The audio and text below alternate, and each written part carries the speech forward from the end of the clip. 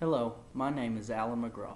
Today I will be speaking about key documents and instruments affected by or made necessary by the increase in horizontal drilling. As most of you are well aware, the Permian Basin economy has been booming lately. One of the main reasons for this has been the increase in horizontal drilling activity. Horizontal drilling has allowed us to tap into oil and gas reserves that it has been impossible to produce in past years. This has allowed for much more production to come from the area and has made huge impacts on the West Texas economy. With all these great impacts also come challenges, especially for landmen like me. Today I am going to be speaking about documents that I work with as a landman that are affected by the horizontal drilling increase. The main three documents I will be speaking about are production sharing agreements or PSAs, joint operating agreements or JOAs, and pooling and unitization agreements. The first I'm going to speak about are production sharing agreements or PSAs. Production sharing agreements have been around for quite a while, but they have seen an increase in use with the new horizontal drilling activity that has been going on. One of the main reasons for this is that production sharing agreements lay out the amount of interest that each party that owns in the lands that are going to be drilled on, that each of those parties will then own in the well to be drilled. This helps prevent any issues coming up in the future as to who owns what or who should get what share of the production in a certain well. One of the main arguments I have heard against production sharing agreements is that they are unnecessary and are a waste of time.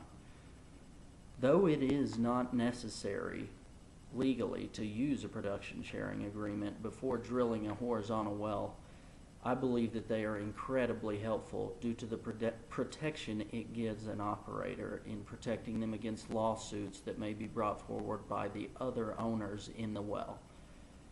The alternative to production sharing agreements is drilling allocation wells. Allocation wells are where you go in and get authority from the state to drill a well, and after drilling the well, you will then determine how much is being produced from each portion of the land and divvy out the proceeds from there. One issue with this is that it is not an exact science, and you will have some of the other owners feel that they are getting an unequitable share or something of that nature, which could lead to all kinds of lawsuits, which in the long run will cost more money and more time. So in my opinion, it is just better to go ahead and do the production sharing agreement on the front end. And though you spend more time on the front end getting that done, it could save you a lot of headache for the future. The second agreement and document I'm going to speak about is the Joint Operating Agreement, or JOA for short. JOAs are the most commonly used document in oil and gas today. They've been around for many years, and they are the document that is the backbone of any agreement between parties that are drilling a well together. It lays out who the operator is, what actions are available to the non-operating interest owners if they are unhappy with how the operator is doing things, and the remedies they have for that, and it really just lays out all the rules and regulations for how an operator shall act when drilling a well. There are some modifications that need to be made to this agreement for horizontal drilling. You need to add definitions such as lateral wells, the lateral length, horizontal. You need to specify the zone in which you will be turning the well from vertical to horizontal and things of that nature. Finally, the last agreement I will speak about are pooling designations or pooling agreements. Pooling designations are the easiest way to set up a horizontal drilling unit.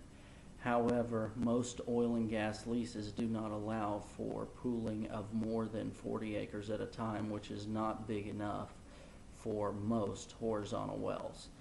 Therefore, if you have a lease that does allow pooling of large amounts of acreage, that would be the easiest route to go to set up a unit, and you could avoid doing the production sharing agreement and things of that nature. But most likely you will not be able to do this, and you will have to set up some other type of agreement, either allocation well, production sharing agreement, or whatever the case may be.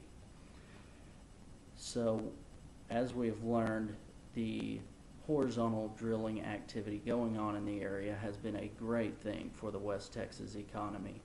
And with that great thing, with those great things also come challenges that go along with them. But as long as you know what to look for, you will be able to help your company make great profit out of the whole deal. Thank you for listening, and have a great day.